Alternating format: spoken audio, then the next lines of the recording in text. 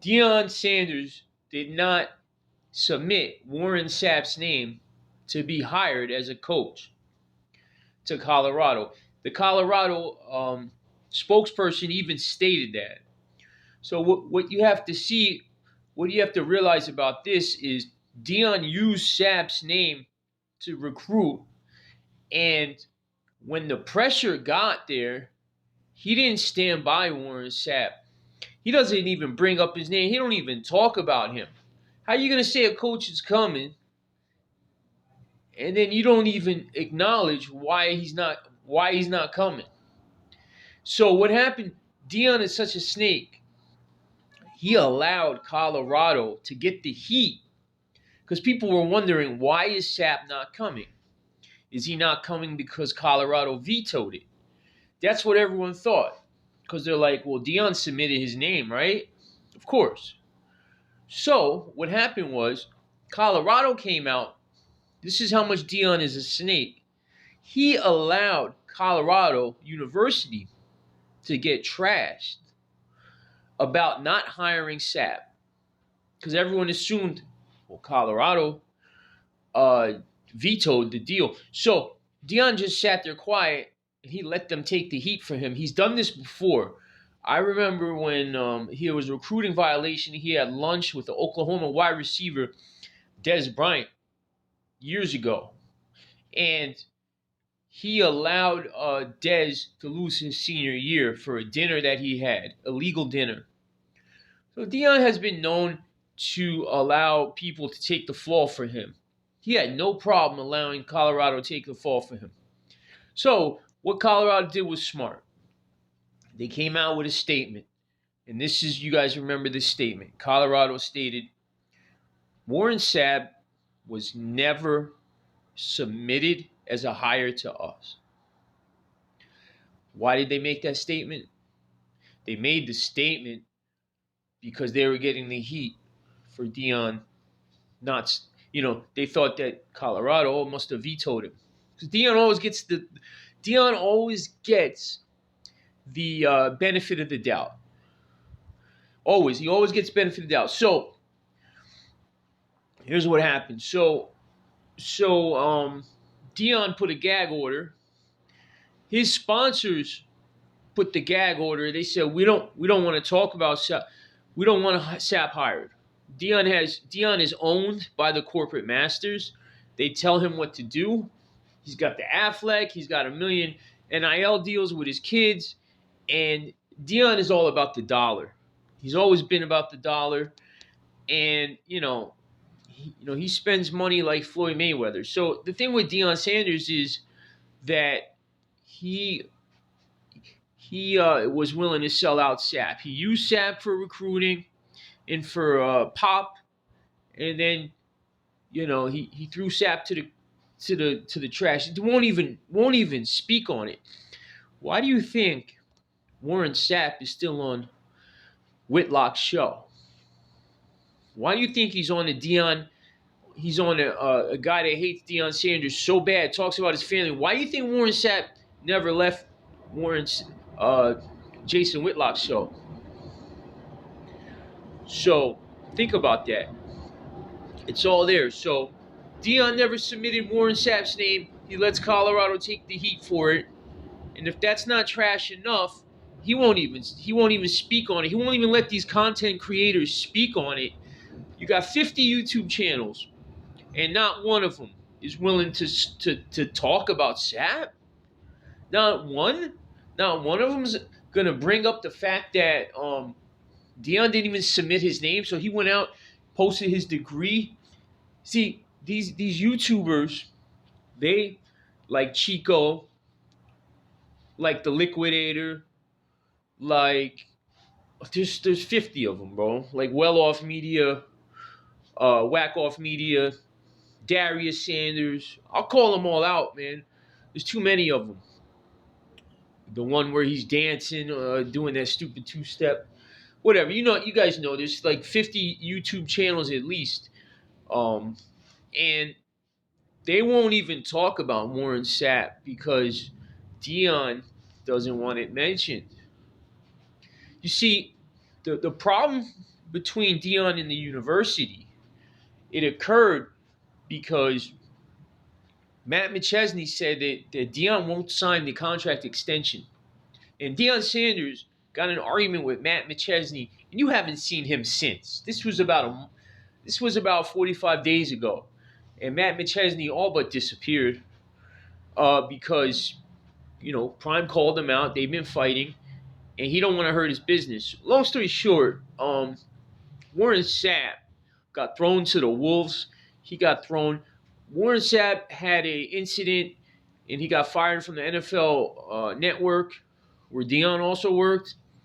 The NFL Network, okay, Sapp had a problem with a prostitute. Just to be honest, this is with the gag order. They won't allow it to be spoken about.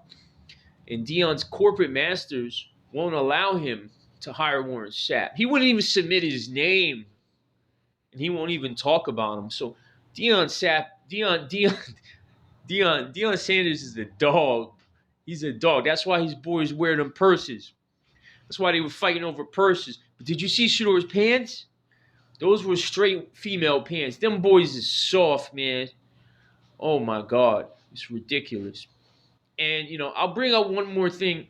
So the Sapp drama is this: that Sapp is on Whitlock's show, and he just got a bad rap. Like, he posted his degree, he did everything he was supposed to do, but the reason Sapp got in the original problem was he peed on a prostitute and he gifted her sex toys.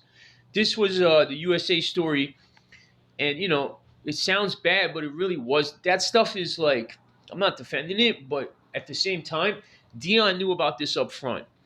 So, you don't use Sapp and then throw him out and don't even talk about it to the fans. Look at the impasse that Dion is in. You know what's funny about Dion? He has no self-awareness. He just told FAMU that if they need help finding a coach, that he can help them.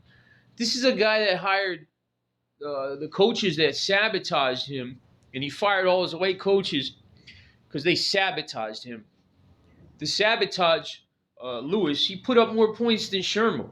So I just find it ironic how he could say he hired coaches so bad that they sabotaged him by putting up 40 points. No, every time Dion wanted to run every time they ran the ball, Dion would complain about it. He didn't want the ball out of Shador's hands. Nothing's going to change this year. I mean, the problem with Colorado fans, you guys are still looking at this as in that that you got Alton McCaskill is like a 1,000-yard back. He's not a 1,000-yard back because he had about 48 yards last year. He asked for a red shirt. He opted out.